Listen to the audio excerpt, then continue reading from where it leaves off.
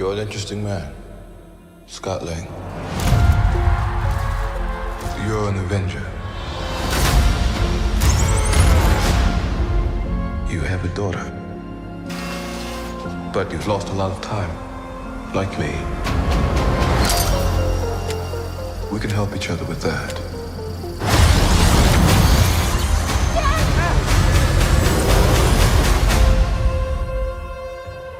Who are you?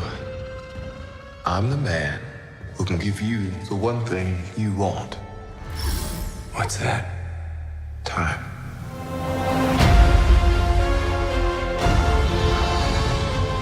It can rewrite existence and shatter timelines.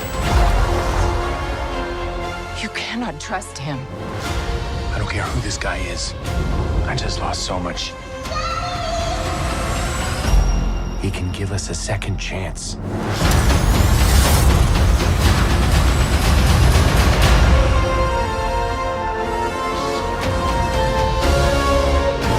Let me make this easy for you. You will bring me what I need, or everything you call a life will end.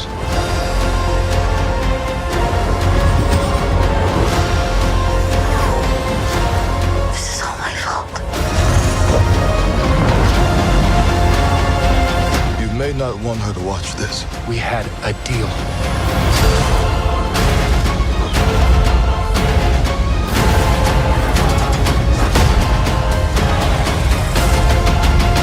Thought you could win.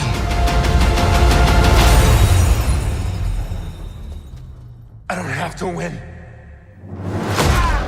We both just have to lose. I'm sorry, Cassie.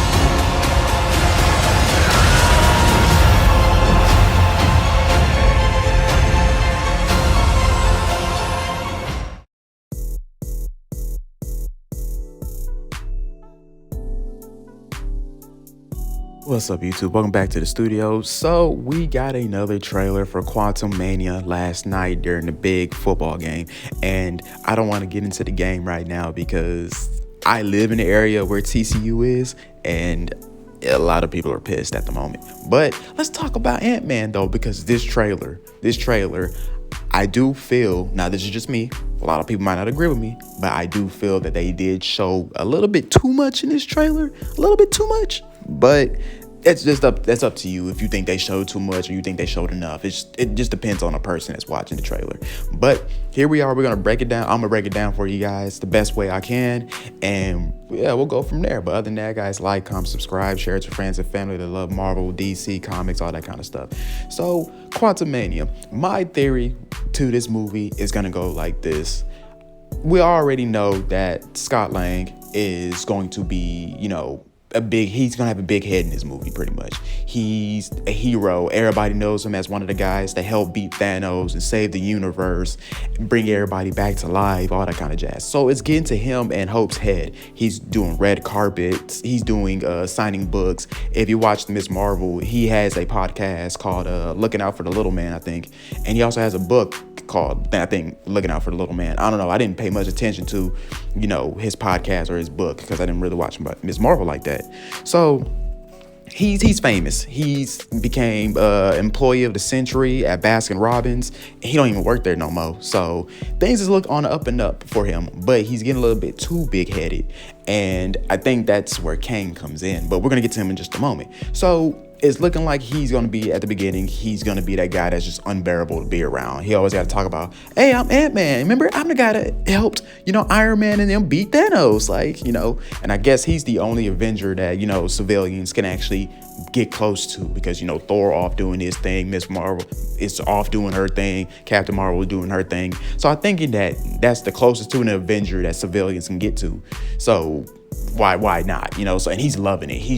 He's milking it for everything he can. So what my theory is this: Cassie, the big time skip that happened between Infinity War and Endgame, she's gotten older, and it seems like she's getting in a lot of trouble, and come to find out she's very smart, and she made this little device that teleports them to the quantum realm. So, and that's how they end up there.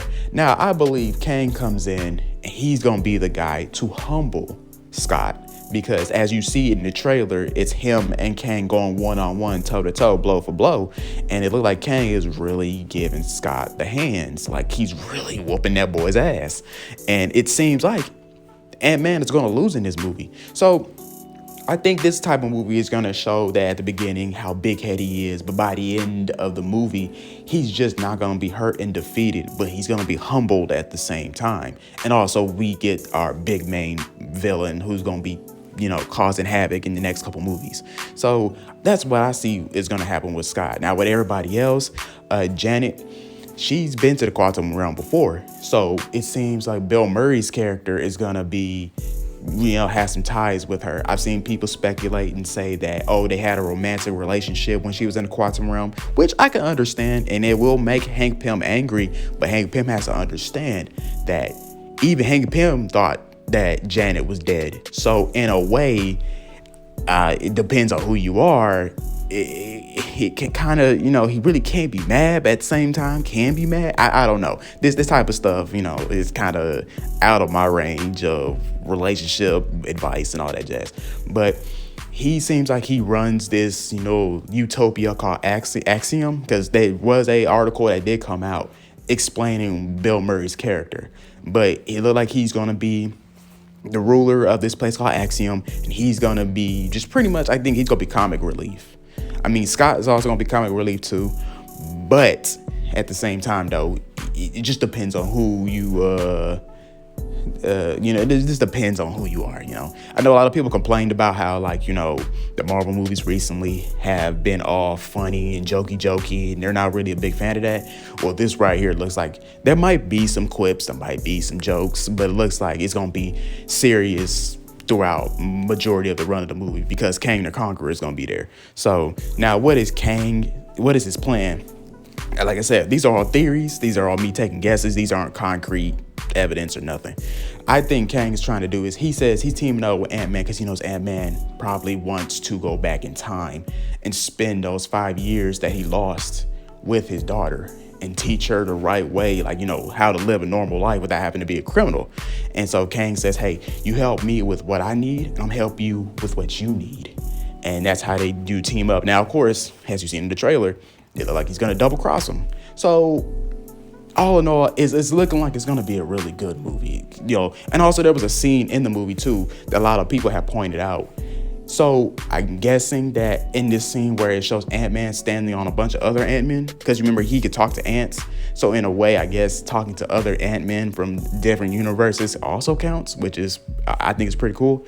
So he's standing on all these Ant-Men and he's trying to get to these little golden rings. And a lot of people are saying that those have ties to Miss Marvel's quantum bands and also Shang-Chi's 10 rings. So there's going to be a lot of timey-wimey, wibbly-wobbly stuff going on in these movies. Also joining the quantum realm. And also we saw MODOK. And I actually like his design. I actually do like it.